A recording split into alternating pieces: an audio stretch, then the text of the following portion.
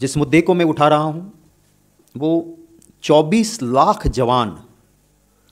जवान और 6.5 लाख हमारे जवानों की विधवा, हमारे शहीदों की विधवा और उनके परिवारों के साथ जुड़ा हुआ ये मसला है।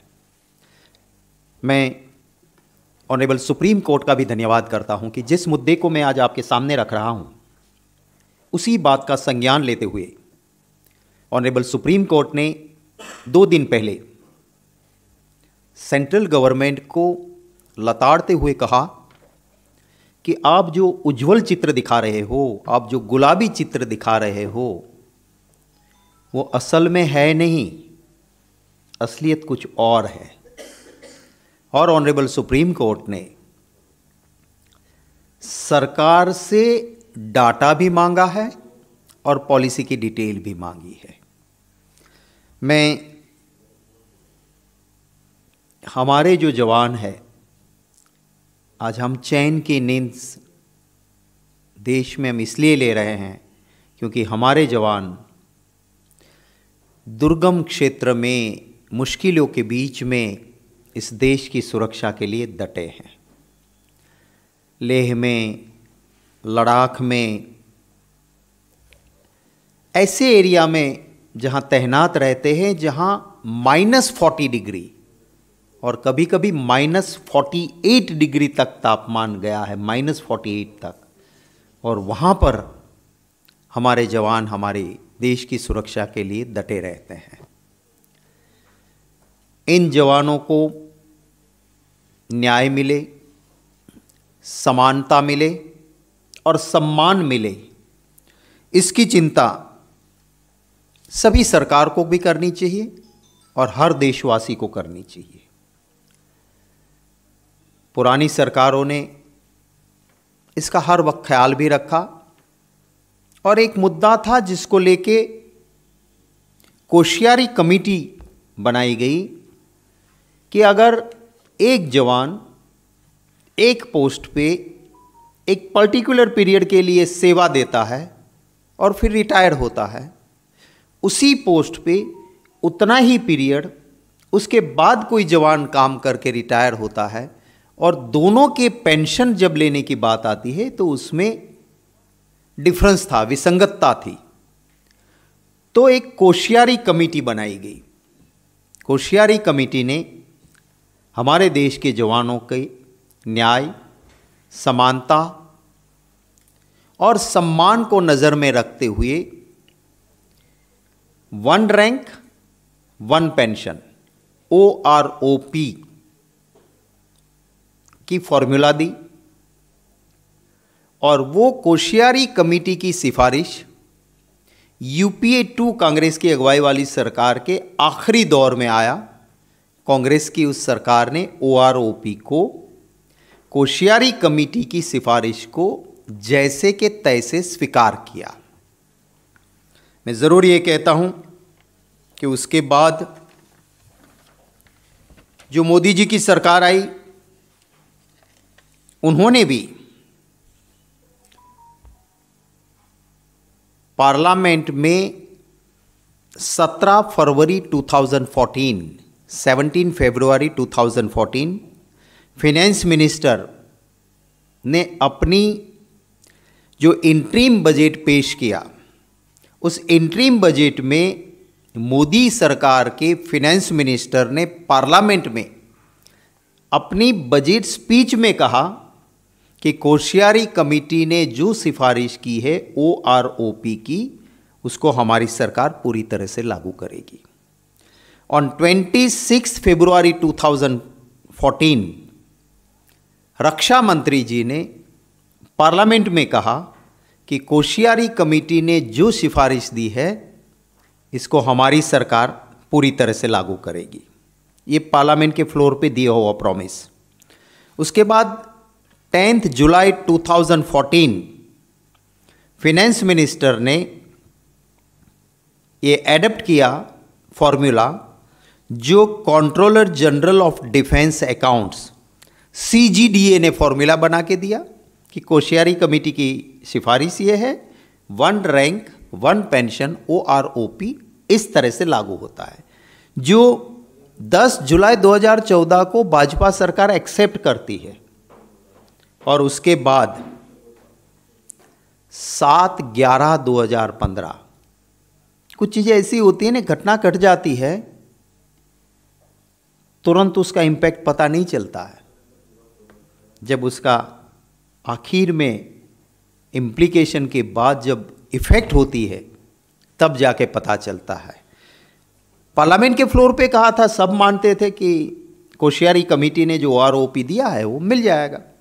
भाजपा सरकार भी बाहर, खुद प्रधानमंत्री जी बार बार मित्रों दिया ना वो आरओपी कहते थे। और ये 7/11/2015 को भारत सरकार ने ओआरओपी की पूरी डेफिनेशन बदल दी। 2015 में उन्होंने नई फॉर्मूला बना दी। क्या कहा? पहले क्या था, दो चीज थी। एक, पहला ये देखना है कि कोई भी जवान जिस पोस्ट पे जितना पीरियड काम किया है उसी पोस्ट पे उतना पीरियड काम करने वाला कोई भी रिटायर होगा तो दोनों के पेंशन में भेद नहीं रहना चाहिए। That was the first condition. और उसके लिए क्या कहा था कि हर बार जैसे ही बढ़ोतरी पेंशन में होगी ऑटोमेटिक पहले रिटायर्ड हुए हैं उनको लागू हो जाएगी, तो फिर कोई दिक्कत नहीं रहेगी। ये मेन अहम बातें 7/11/2015 7 नवंबर 2015 को ओआरओपी लागू करने के नाम पे एक लेटर से पूरा बदल दिया। क्या कह दिया कि जो रीफिक्सेशन, कोश्यारी कमेटी कहती थी कि ऑटोमेटिक और समान होना चाहिए, इन्होंने क्या कर दिया कि refixation basis of the pension retirees calendar year 2013, माने 2013 में आप रिटायर हुए हो तो उसका फिक्सेशन जो है वो 1 जुलाई 2014 को होगा।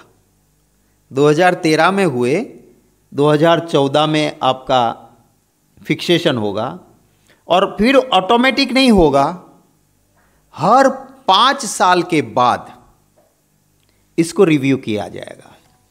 इसका इंपैक्ट क्या होता है मैं आपको बताना चाहता हूं कि जो 2013 में रिटायर हुआ सिपाही है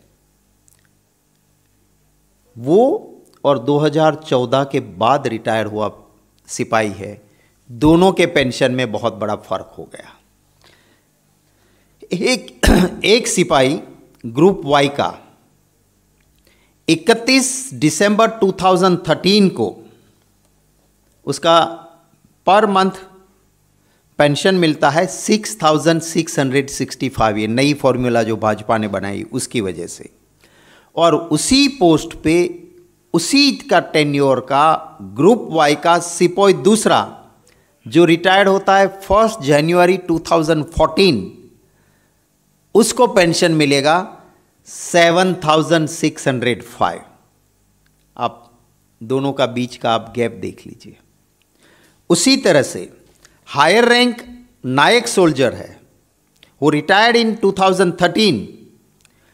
जो 2013 में जो नायक सोल्जर रिटायर्ड होगा वो पेंशन कम पाएगा उसके बाद का जूनियर जो रैंक ऑफिसर है उससे भी। ये सारी फॉर्मूला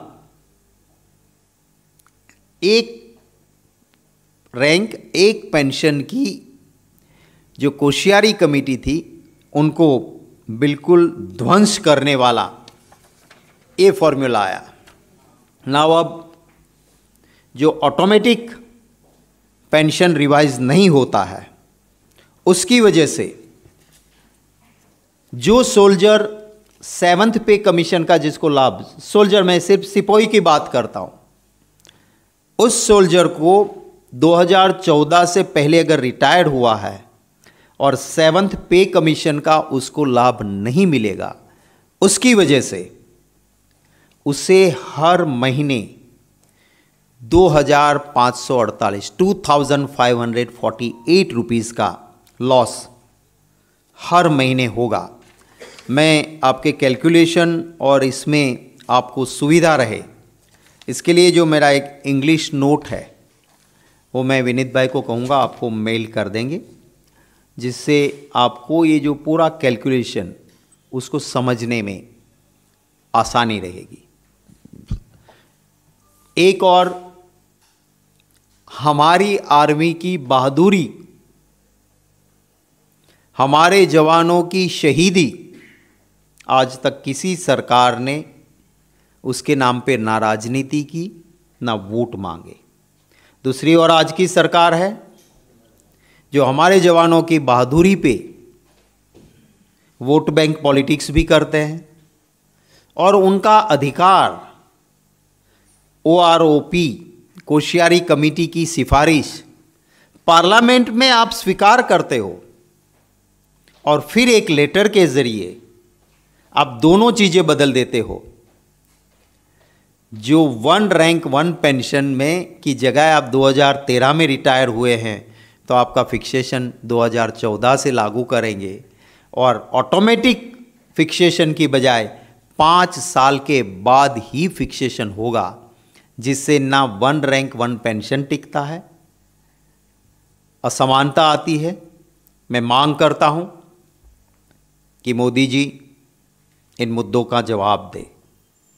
कोश्यारी कमेटी की सिफारिश ज्यों की त्यों लागू करना, आपने पार्लियामेंट के फ्लोर पे झूठ क्यों बोला? सिर्फ एक लेटर से ये नुकसान क्यों? जो हमारे 24 लाख फौजी, 6.5 लाख विडोज़, हमारे शहीदों की विधवाएं भी उसमें शामिल हैं, उनके परिवारों को ये नुकसान क्यों? और जो ऑटोमेटिक पेंशन फिक्सेशन की बजाय 5 साल के बाद रिव्यू करके आपने जो नुकसान 7th पे कमीशन का बड़ा नुकसान हमारे जवानों को हो रहा है वो क्यों? और जैसे का तैसा ही आप क्यों नहीं लागू करना चाहते हो? ये मेरे मेन सवाल मोदी जी को है।